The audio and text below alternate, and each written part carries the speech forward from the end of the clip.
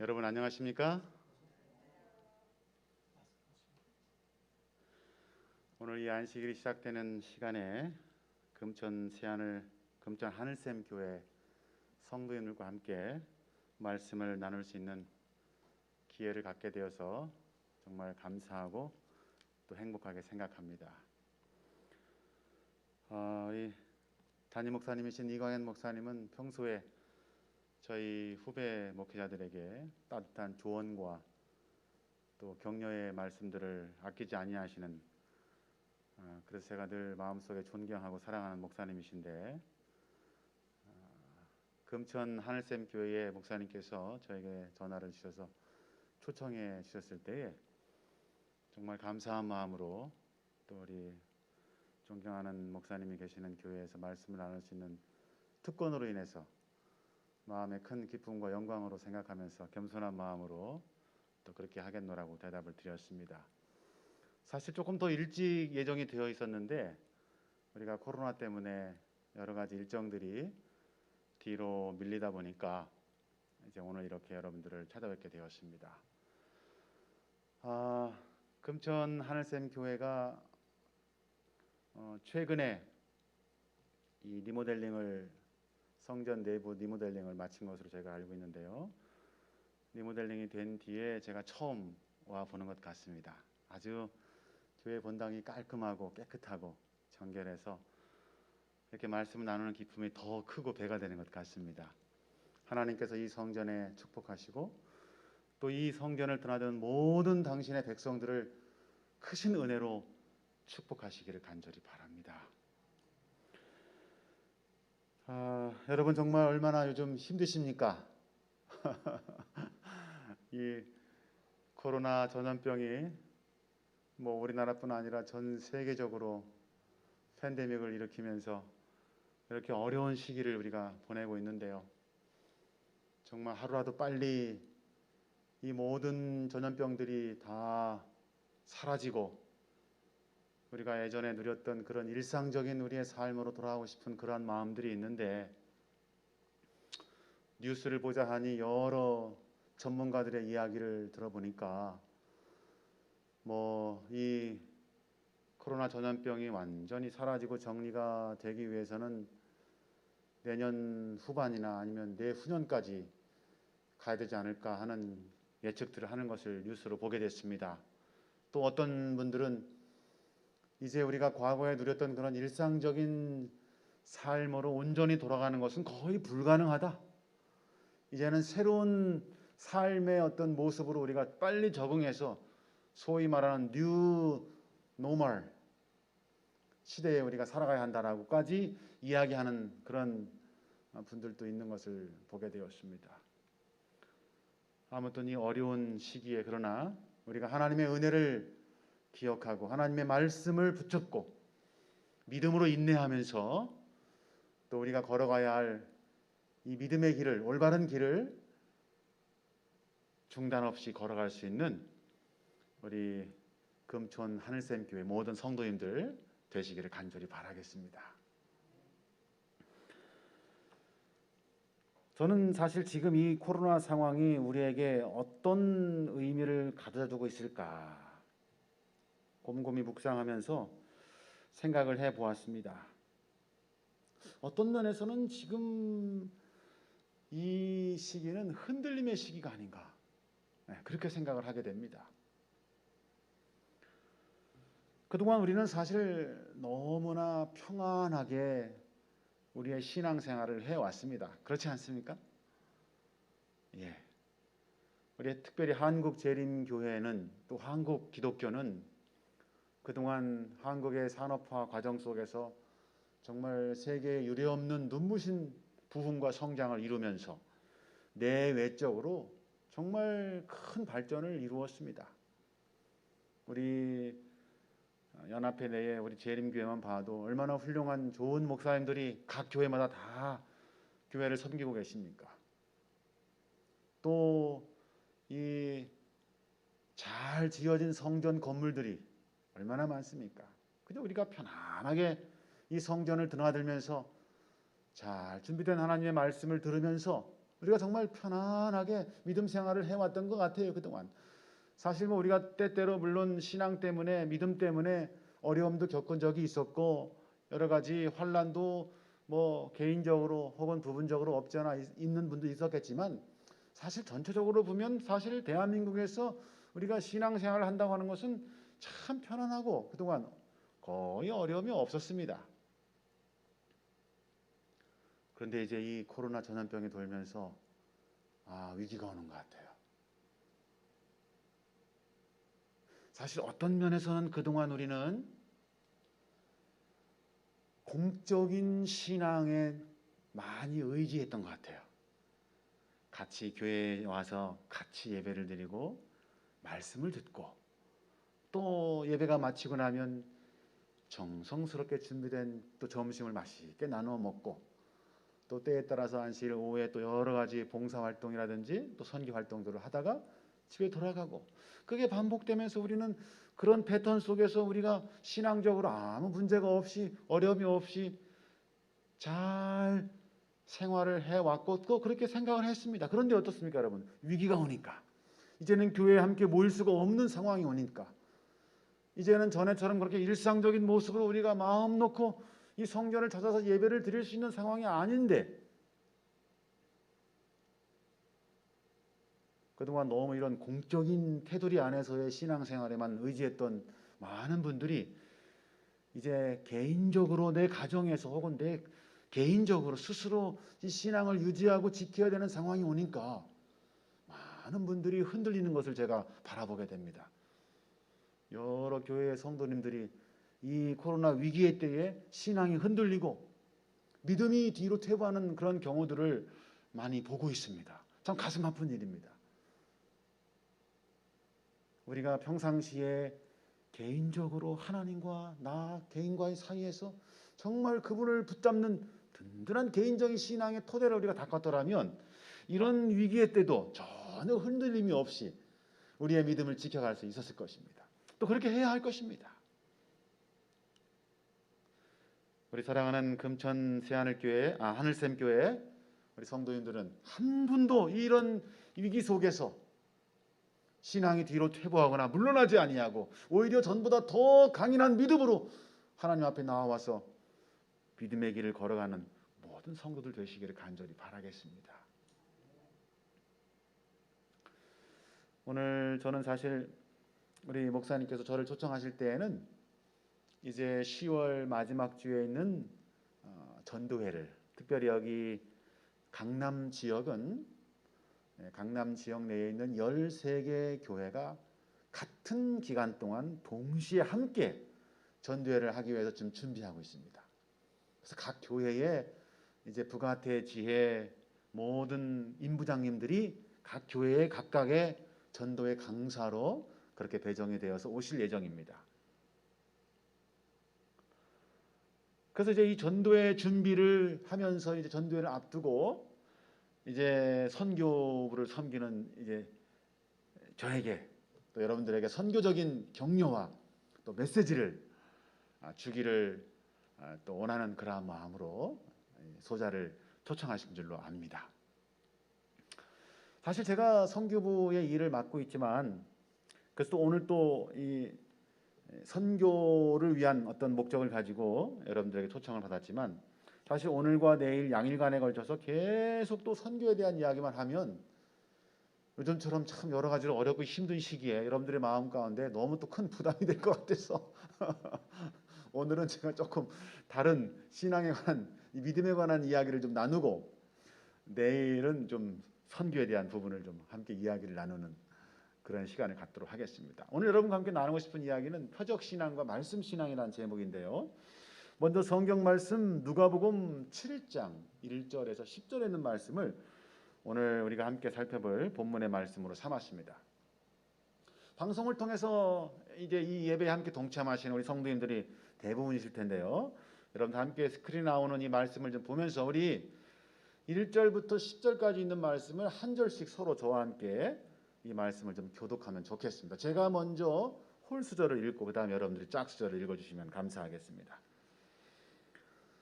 예수께서 모든 말씀을 백성에게 들려주시기를 마치신 후에 가버나움으로 들어가시니라.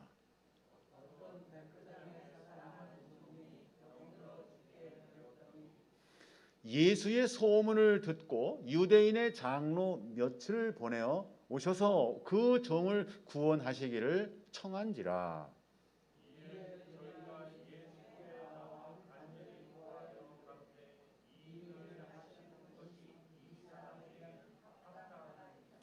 저가 우리 민족을 사랑하고 또한 우리를 위하여 회당을 지었나이다 하니,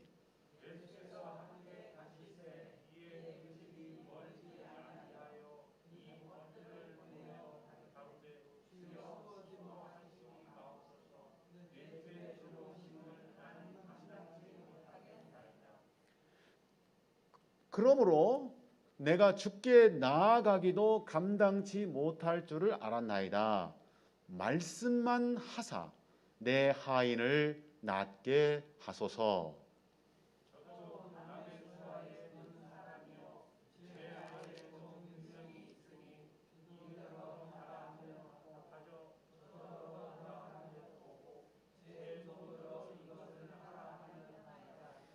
예수께서 들으시고 저를 기이 여겨 돌이키사 쫓는 무리에게 이르시되, 내가 너희에게 이르노니 이스라엘 중에서도 이만한 믿음은 만나지 못하였노라 하시더라.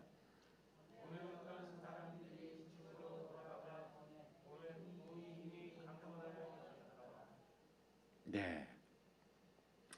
아마 여러분들이 이 말씀을 잘 아실 것입니다.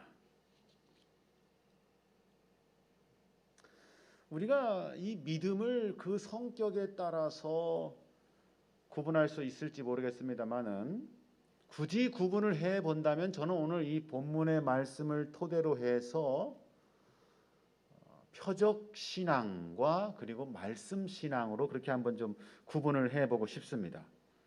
표적 신앙은 눈으로 보아야 믿는 신앙이며 보지 않고는 믿지 않는 신앙이라고 할 수 있습니다. 거기에 반하여 말씀 신앙은 보이지 않아도 말씀에 기초하여 말씀을 의지하여 말씀의 약속을 믿으며 따르는 그런 신앙이라고 할 수 있겠습니다. 예수님께서는 이 땅에 계실 때에 수많은 이적들을 그리고 기적들을 베푸셨고 보여주셨습니다. 그러나 예수님께서 그런 이적과 기적들을 사람들 앞에 베푸신 것은 그 이적이나 기적들이 믿음의 기초가 되도록 믿음의 근거를 제공하신 것이 아니었습니다. 참된 믿음의 근거는 오직 하나님의 말씀인 것이죠. 오늘 이 말씀 속에서 백부장에 대한 이야기가 나오는데, 이 백부장의 믿음이 위대하고 또 예수님께서 그 백부장의 믿음을 칭찬하신 것은 그 백부장이야말로 정말 참다운 신앙이 무엇인지를, 참다운 믿음이 무엇인지를 보여주고 있기 때문에 그렇습니다. 그 백부장의 믿음은 바로 말씀에 의지하는 말씀 신앙이었다고 하는 것이죠.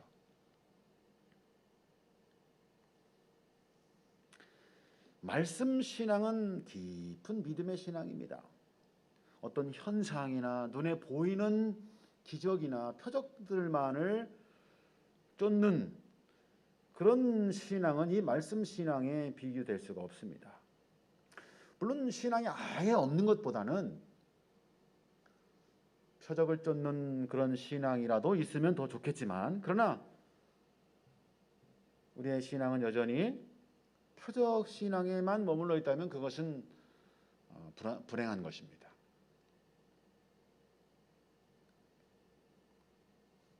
오늘날 아까도 제가 서론적으로 말씀을 드렸던 것처럼 오늘날 우리가 이런 위기를 만나면서 사실 이 코로나의 위기는 어떤 면에서 앞으로 우리가 이 믿음의 여정 속에서 만나게 될 여러 가지 위기와 환란의 어떤 시작이라고 볼 수 있을 것 같아요.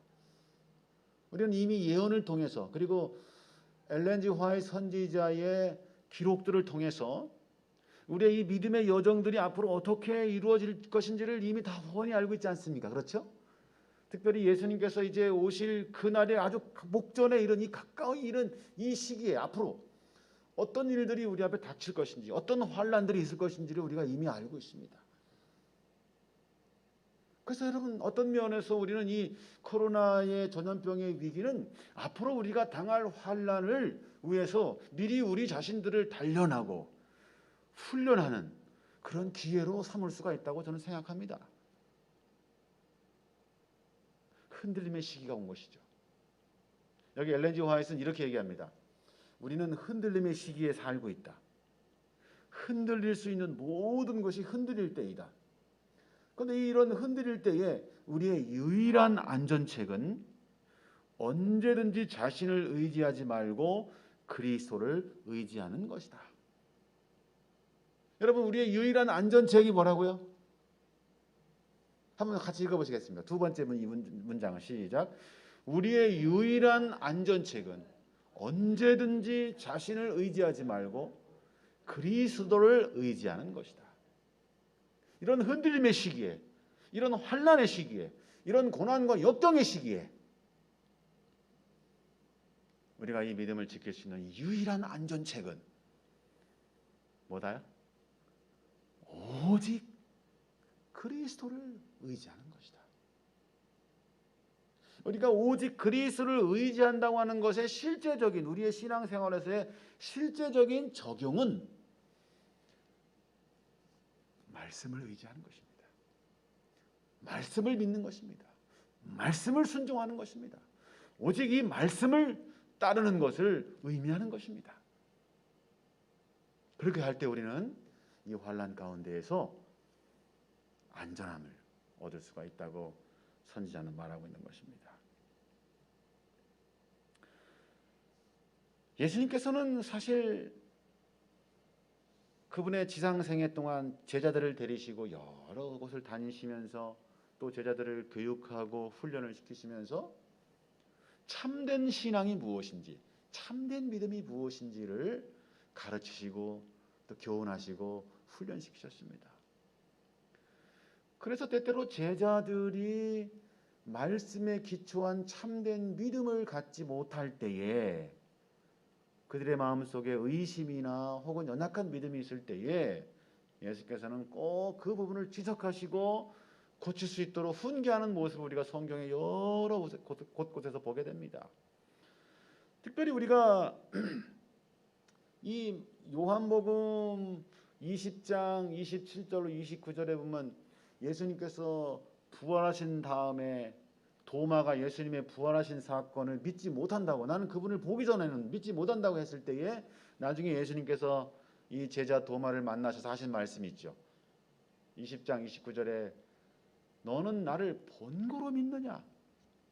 보지 못하고 믿는 자들은 복되도다. 네.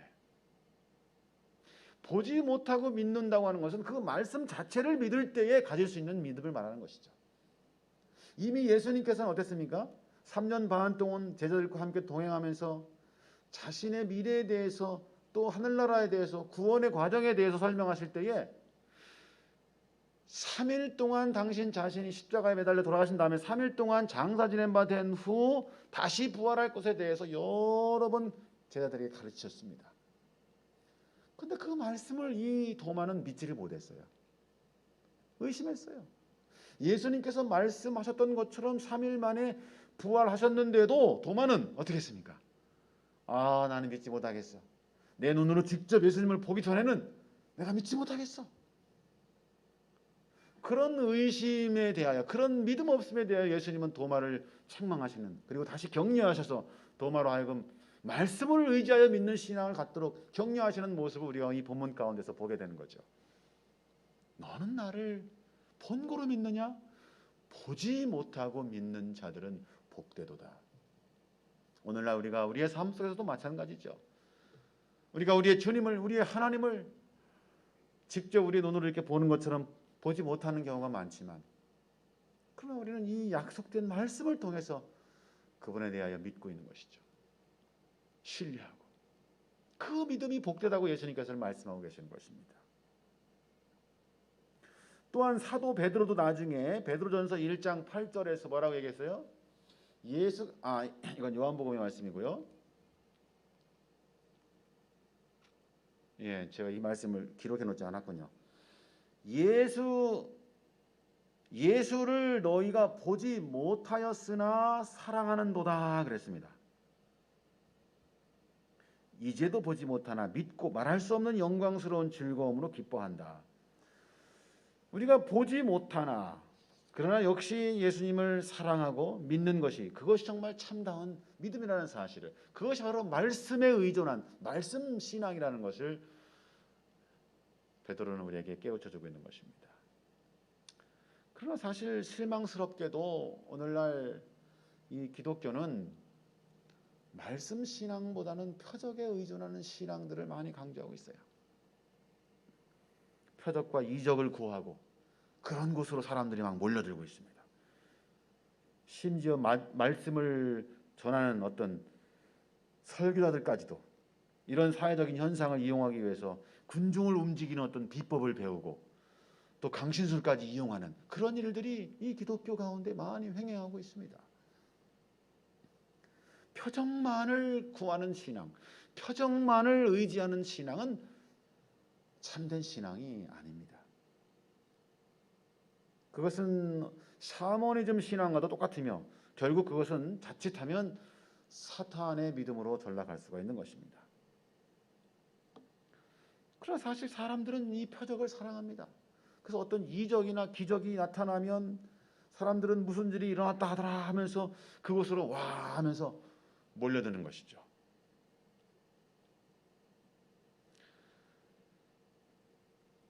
제가 인턴 전도사로 처음 목회를 나왔을 때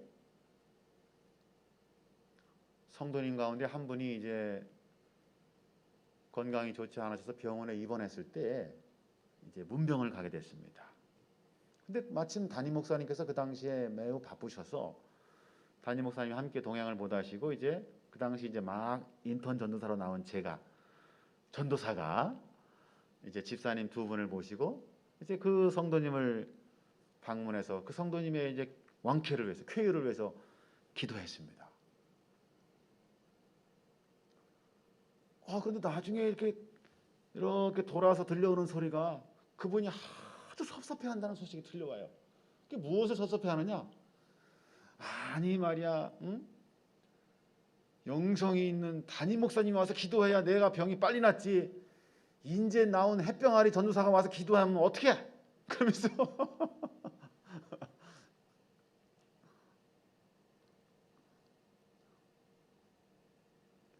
이 표적만을 구하는 신앙의 전형적인 패턴이라고 볼 수 있죠.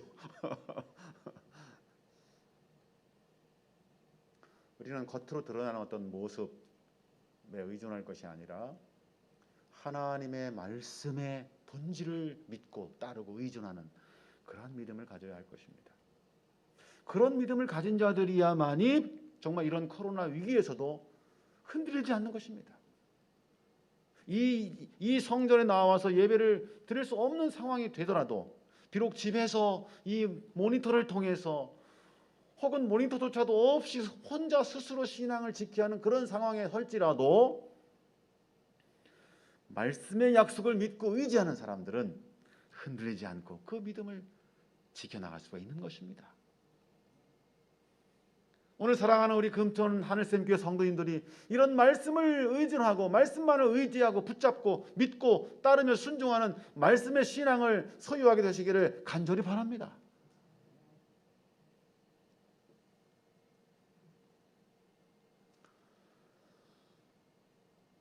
여기 오늘 본문의 말씀을 조금 보겠습니다. 1절에 예수께서 모든 말씀을 백성에게 들려주시기를 마치신 후에 가버나움으로 들어가시니, 예수님께서 가버나움이라고 하는 그런 동네로 이제 들어가셨습니다. 이 가버나움이라고 하는 곳은 갈릴리 호수, 갈릴리 바다의 북쪽에 있는 그 바닷가에 붙어 있는 해안 도시입니다. 이 가버나움에서 예수님께서는 제자들을 부르셨고 또 베드로의 장모의 열병을 고쳐주셨고 또 안식일에 한편 손 마른 환자를 고쳤던 곳도 바로 이 가버나움입니다. 또 12해를 혈류증을 앓던 여인을 만나서 그 여인을 치료하신 곳도 바로 이 가버나움입니다. 이 가버나움은 그 당시에 사람들이 아주 많이 살고 있었고 상업과 물류의 중심이었습니다. 또 항구 도시였기 때문에 인구가 많았습니다. 많은 사람들이 이곳에 살았습니다. 또 이곳저곳으로 배들이 왔다 갔다 하면서 물건을 싣고 나르는, 그래서 아주 사람들의 통행이 많은 그러한 도시였습니다. 그곳에 이제 예수님이 들어가신 것입니다. 그 가버나움에 예수님께서 가셨습니다. 그 가버나움에서 예수님께서는 손 마른 여인을 고쳐주셨고 베드로의 장모를 고쳐주셨고 또 12년 동안을 혈류병으로 고생하던 한 여인의 그 힘겨운 고통을 보시고 그녀를 고쳐주셨습니다. 예수님께서 이 가버나움을 들어가셨을 때 가버나움에는 질병으로 신음하여 고통하던 자들이 없어지고 치유함을 받고 마음에 상심하여 실망하던 사람들의 마음 가운데 하늘나라에 대한 소망과 희망이 붙들어올렸고 메시아에 대한 확신이 그들의 마음속에 가득 차게 되었습니다. 가버나움에는 정말 상처받고 고통받는 사람들이 많았으나 그러나 예수님께서 그 가버나움을 들어가심으로 말미암아 저마다 그 마음속에 쓴 고통들이 해결되고 그리고 삶의 새로운 의욕을 얻고 새로운 믿음을 갖게 되는 놀라운 일들이 그 가버나움에 일어나게 된 것입니다. 사실 여러분 어떤 의미에서 이 가버나움은 오늘날 이 시대의 우리의 심령과도 같은 것입니다. 우리의 심령 속에 예수 그리스도께서 들어오실 때에 모든 영육간의 질병들이 사라지고 실망과 좌절이 없어지고 새로운 희망이 솟고 새로운 믿음을 얻게 되는 놀라운 축복이 있게 되는 거죠. 마치 예수님께서 이 가버나움에 들어가셨을 때 그 가버나움이 놀랍게 변화했던 것처럼 죄인된 우리의 심령 속에 예수 그리스도께서 들어오실 때에 이런 놀라운 변화들이 일어난다고 하는 사실을 우리가 알게 되는 것입니다. 주님께서 오늘 우리의 심령 속에 함께 하시기를 간절히 바랍니다. 그런데 이제 2절에 어떤 백부장의 사랑하는 종이 병들어 죽게 되었더니 이제 이 사건의 주인공이 등장하는데 누구예요? 한 백부장입니다. 우리가 아는 것처럼 이 백부장은 어느 나라 사람입니까? 그 당시에 유대인입니까? 아니죠. 로마인이죠. 로마인. 우리가 아는 것처럼 그 당시에 이스라엘은 로마의 지배하에 있었습니다. 로마의 식민지였어요. 그래서 이 식민지를 지배하기 위해서 로마의 군인들이 와서 이제 이렇게 지키고 있는데 그 군인 가운데 꽤 높은 백부장이에요. 밑에 이 100명의 부하들을 거느리고 있는. 그 사람의 종이 이제 병이 들어서 죽게 되었습니다. 우리는 이 백부장이 어떤 사람이었는지를 자세히는 알 수 없지만 그러나 이 본문의 말씀 속에 여러 가지 힌트들을 통해서 알 수 있습니다. 첫 번째로 이는 종을, 즉 다시 말하면 한 인간을 소중히 여기는 사람이었습니다. 그 당시에 로마의 군인으로서 자기가 데리고 있었던 이방인 종의 생명을 귀중히 여겨서 그 종의 병을 고쳐달라고 예수님께 나와 부탁하려고 하는 그 마음 씀씀이는 그가 한 사람으로서 한 인간을 소중히 여기고 귀중히 여기고 있다고 하는 사실을 우리에게 보여주는 것입니다. 사실 여러분 그 당시에 있어서 그 당시에 종의 어떤 존재는 아주 하잘것없고 보잘것없는 존재였죠.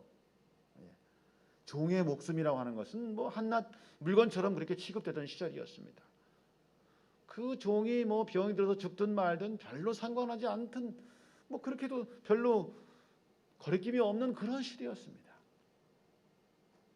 그런데 그 천한 종, 그 종의 그 고통을 무시하지 아니하고 회피하지 아니하고 그 질병의 고통으로부터 그를 구하기 위해서 신경을 쓰고 마음을 쓰는 이 백부장의 모습을 우리는 바라보게 되는 것입니다. 근데 그는 예수라고 하는 분의 소문을 듣긴 들었지만 아직까지 만난 적이 없어요. 그리고 그분에 대해서 감히 자기 자신이 나아갈 만한 그런 어떤 용기가 없음으로 말미암아 그는 평상시 자기가 친분을 쌓았던 유대인의 장로 몇 명을 택해서 그들에게 부탁을 합니다. 여러분, 그 당시에 우리가 쉽게 생각할 수 있는 것은 그 당시에 이스라엘 백성들을 통치하고 치료하기 위해서 와 있는 군인이 피지배자인 그 유대인들하고 친분을 쌓기가 쉽겠어요, 어렵겠어요? 쉽지 않죠. 그런데 여기 유대인 장로들이 이제 예수님 앞에 나와서 하는 이야기를 들어보면 4절에 이에 저희가 예수께 나와 간절히 구하여 가로되 이 일을 하시는 것이 이 사람에게는 합당하니이다. 이 일이 뭐예요? 그 종을 예수님께서 치료해 주시는 일이에요. 근데 그 일을 하는 것이 정말 해야 합니다. 예수님, 이런 일들은 예수님께서 꼭 도와주셔야 합니다. 왜요? 이 사람이 어떤 사람이에요? 저가 5절에 우리 민족을 사랑하고, 저는 로마인임에도 불구하고 누구를 사랑한다고요? 우리 유대인들을 사랑하고 또한 우리를 위하여 무엇도 했어요? 회당을 지었나이다. 참 이 백부장의 평상시의 어떤 그 삶의 모습과 그의 인격을 우리가 엿볼 수 있는 대목이죠.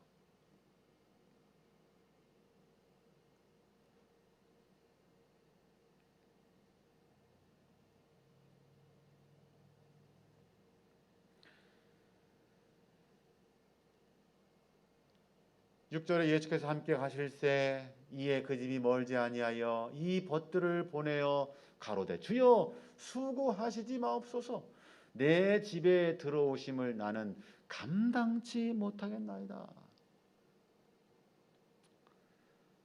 여러분, 참 이 백부장이 얼마나 겸손한 사람인지를 우리가 또한 엿볼 수 있는 대목입니다.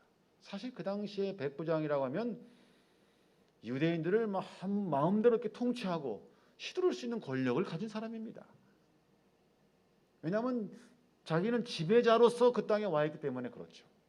그럼에도 불구하고 이 유대인 선생인, 유대인 랍비인 예수님을 만나는 일에 있어서 그분이 차마 내 집에 오는 것조차도 그는 감당할 수가 없노라라고 고백하면서 그 다음에 어떻게 합니까? 7절 한번 같이 한번 읽어보면 좋겠습니다. 시작. 그러므로 내가 주께 나아가기도 감당치 못할 줄을 알았나이다. 말씀만 하사 내 하인을 낫게 하소서. 말씀만 하사 내 하인을 낫게 하소서. 많은 사람들은 예수님이 와서 손으로 그 하인을 만지거나 혹은 어떤 의료적인 행위를 하거나 어떤 처치를 하거나 해서 고쳐주기를 어쩌면 기대했는지도 모르죠. 사실 많은 사람들이 오늘날 그런 걸 바라보기를 원하고 기대하죠.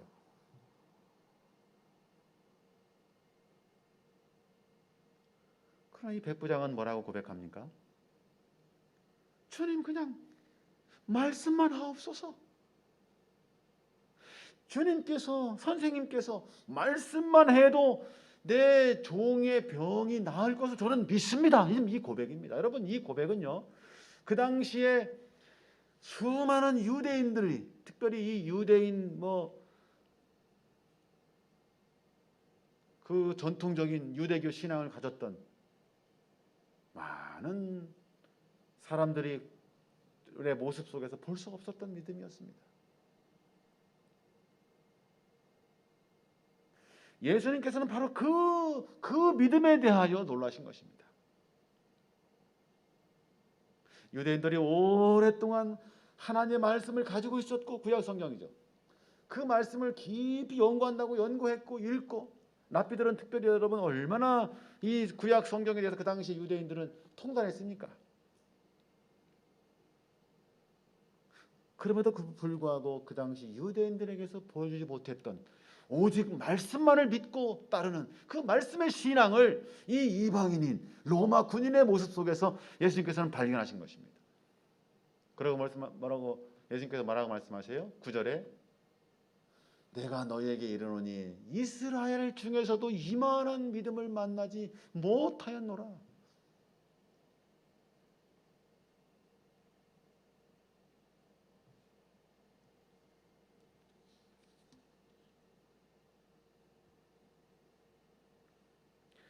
사실 여러분, 우리가 말씀을 믿지 않으면 믿어도 믿는 것이 아닙니다. 그렇지 않습니까, 여러분? 여러분, 믿음의 실체가 뭐예요? 믿음의 실체가. 우리가 오늘날 이렇게 교회에 나오고 우리가 예수님을 믿는다고 고백하고 신앙을 가지고 사는데 그 우리가 믿는 그 믿음의 실체가 여러분 뭡니까? 뭘 믿는 거예요, 여러분?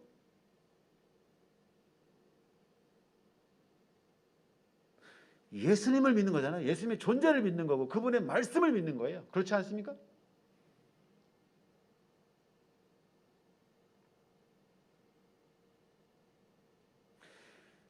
이 성경에 기록되어 있는 하나님의 말씀을 있는 그대로 믿고 따르고 순종하는 그 믿음이 바로 오늘 이 백부장이 보여주는 말씀 신앙인 것입니다.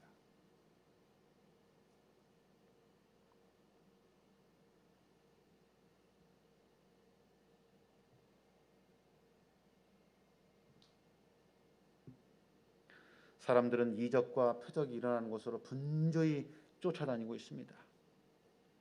사탄은 그런 신앙을 이용해서 사람들을 그릇된 길로 인도하는 것입니다. 경험이 말씀을 대신하고 현상이 진리보다 더 믿기 쉬운 세상에서 우리가 살아가면서 표적보다 기록된 말씀을 더 결정적인 증거로 믿는 사람들, 바로 그 사람들이 오늘 이 땅에 제7일 안식일에서 재림 교인일 것입니다. 바로 그 믿음을 지키는 자들이 이 금천 하늘샘 교회 성도들인 것입니다. 그런 믿음을 계속해서 유지하시고 소유하시고 지켜가시기를 간절히 바랍니다. 다만 말씀만 하사 이 종을 낫게 하소서. 여러분, 이 믿음이 오늘 우리의 믿음이 되기를 간절히 소원합니다. 여기 부조와 선지자 621페이지에 엘렌 화이트는 이런 글을 우리에게 기록했습니다.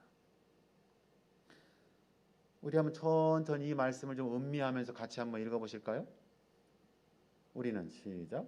우리는 하나님께서 주시는 시련이 어떤 큰 이익과 연계가 되어 있는지 알지 못한다. 하나님의 말씀을 온전히 순종하는 길 외에는 안전이 없다.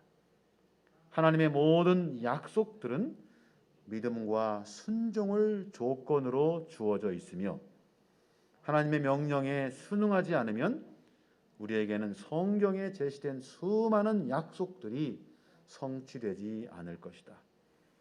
우리는 일시적인 감정을 따르거나 사람들의 판단을 의지하지 말고 계시된 하나님의 뜻을 바라보고 우리 주위의 환경이 어떠하든 상관하지 말고 하나님의 명확한 계명을 따라 행할 것이다. 그 결과는 하나님께서 책임지실 것이다. 사실 우리가 이 코로나 위기를 경험하면서 사실 여러분 이것은 전에 우리가 물론 전에도 전염병이 있긴 있었지만 이 코로나처럼 이렇게 전 나라가 전 세계가 퍼진 이런 코로나는 우리 시대에는 처음이잖아요. 우리 세대에는. 그러다 보니까 다 처음에는 다들 당황하고 우왕좌왕하고 시행착오를 겪었어요. 우리가 아는 것처럼 이 교회에서 예배를 드리는 것도 또 드리지 않는 것도 처음에 얼마나 많은 이런저런 설왕설래 말들이 많았고 지금까지도 이런 입장 저런 입장, 우리가 이 공적인 예배를 드리는 거에 대해서 드리지 못하는 거에 대해서 가정별로 예배를 드리는 거에 대해서 이런 거에 대한 여러 가지 다양한 해석들과 또 주장들이 있습니다. 우리 교회 내에도 있고 또 우리 목사님들 가운데에도 사실 또 여러 가지 의견들이 좀 갈리는 부분들이 있습니다. 그것은 뭐 사실 어쩔 수가 없는 문제예요. 사람들이 본인들이 가지고 있는 기본적인 가치관과 또 생각들이 다르기 때문에 그것을 바탕으로 해서 어떤 현상을 바라볼 때 다양한 해석과 다양한 의견들이 뭐 나타나는 것은 자연스러운 일입니다. 그러나 항상 기준은 있습니다. 그렇죠? 그 기준이 뭐예요? 그 기준이 뭐예요? 하나님의 말씀이죠. 이 혼란한 가운데서도 오직 하나님의 말씀만을 우리의 신앙과 믿음의 삶의 기준으로 삼고, 여기 엘렌 화이트가 말하는 것처럼 우리의 환경이 어떠하든지 상관하지 말고 하나님의 명확한 계명을 따라서 행할 것이다 그랬어요. 그러면 그 결과는 누가 책임져 주신다고요? 하나님께서 그 결과는, 모든 결과는 책임지실 것이라고 여기 분명하게 약속을 하고 있는 것입니다. 하나님의 말씀을 온전히 순종할 때에 순종하는 길 외에는 안전이 없다. 아까 서두에 우리가 읽었던 것처럼 오직 그리스도 안에서만, 그렇죠? 우리가 안전을 발견할 수 있다라고 말씀하셨습니다. 이 혼돈의 시대에 우리가 다시 한번 더욱 하나님의 말씀으로 우리의 관심을 돌이키고 그 말씀을 온전히 따르고 순종하는 믿음으로 말씀 신앙을 소유함으로 여러분들이 더욱 확고하게 하늘을 향하여 나아가는 믿음의 성도들이 다 되어주시기를 간절히 바라면서 오늘 저녁 말씀을 대신하겠습니다.